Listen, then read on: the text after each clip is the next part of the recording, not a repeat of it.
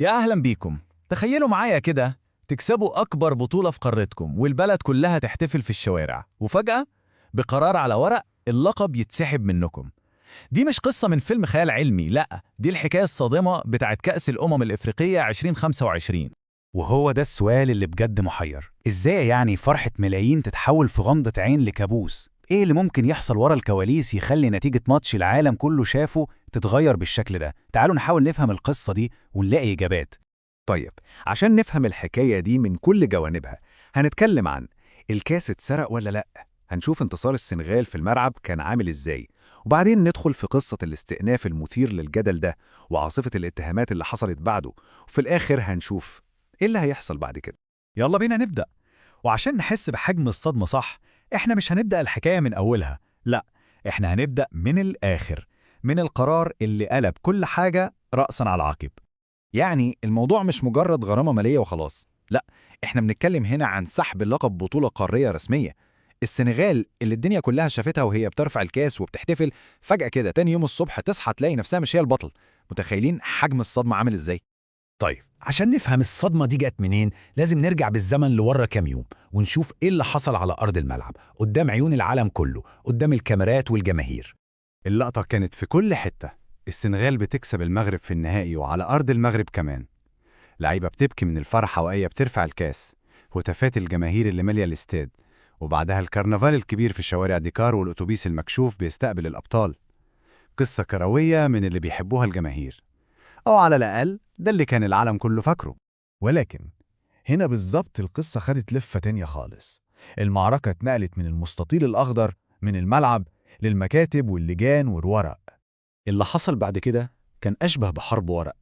في الأول لجنة الانضباط قالت خلاص السنغال هي البطل، بس عليها غرامة 100,000 دولار. بس طبعا الاتحاد المغربي مسكتش وقدم استئناف. وهنا بقى لجنة الاستئناف دخلت في الموضوع، وبقرار واحد بس قلبت كل حاجة. وهنا كانت الصدمة الكبيرة بجد. القرار ما كانش بس إن الكاس يروح للمغرب، لأ، ده كان إن السنغال تعتبر خسرانة 3-0. متخيلين؟ كأن الماتش اللي اتلعب قدام الدنيا كلها ده ما اتلعبش أساساً. نتيجة الملعب اتمسحت بأستيكة بقرار إداري. بصوا معايا كده على المقارنة دي. الموضوع مش مجرد كفة ميزان مالت شوية، لا، ده انقلاب كامل. مش بس اللقب اللي راح من السنغال للمغرب، شوفوا كمان ايه اللي حصل في الغرامات. الغرامات الكبيرة اللي كانت على المغرب فجأة كده شبه اختفت. ازاي الكلام ده حصل؟ الأرقام دي بتشرح كتير. الغرامة على الاتحاد المغربي بسبب مشكلة معينة نزلت للنص، وغرامة تانية بسبب الليزر نزلت من 100,000 دولار ل 10,000 دولار بس، يعني خصم 90%. والأغرب من كل ده، غرامة على لاعب مغربي كانت 100,000 دولار اتلغت خالص. يعني واضح إن القرار مش بس غير نتيجة الماتش، ده كمان غير كل العقوبات المالية اللي كانت مرتبطة بيه. طبعا قرار زي ده ما يعديش مرور الكرام.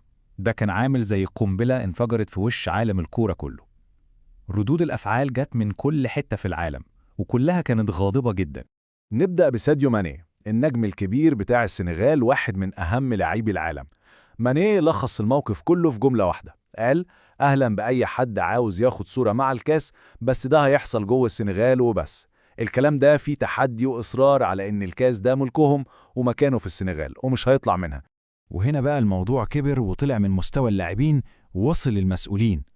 رئيس الاتحاد السنغالي بنفسه أغوستين سنغور طلع بتصريح ناري، قال فيه نظام الكاف هو الأسوأ في العالم، احنا مش هنسلم الكاس، ده حقنا الشرعي. ده مش مجرد رفض للقرار، ده يعتبر إعلان حرب على المنظومة كلها.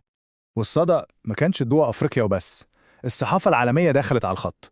جريدة آس الإسبانية الشهيرة منشدها الرئيسي كان كلمة واحدة: فضيحة عالمية. وده بيورينا إزاي العالم بره أفريقيا شاف القرار ده كإهانة لروح اللعبة نفسها.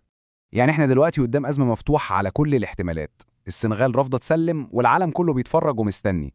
طيب ايه اللي ممكن يحصل بعد كده؟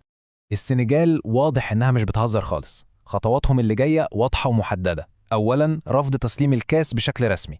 ثانياً، تصعيد الموضوع لأعلى سلطة رياضية في العالم وهي المحكمة الرياضية الدولية أو كاس. والتهديد الأخير والأخطر اللي حطوه على الترابيزة احتمال الانسحاب من الكاف. ولو ده حصل فعلاً فاحنا كده بنتكلم عن زلزال ممكن يغير شكل خريطة الكرة في أفريقيا كلها.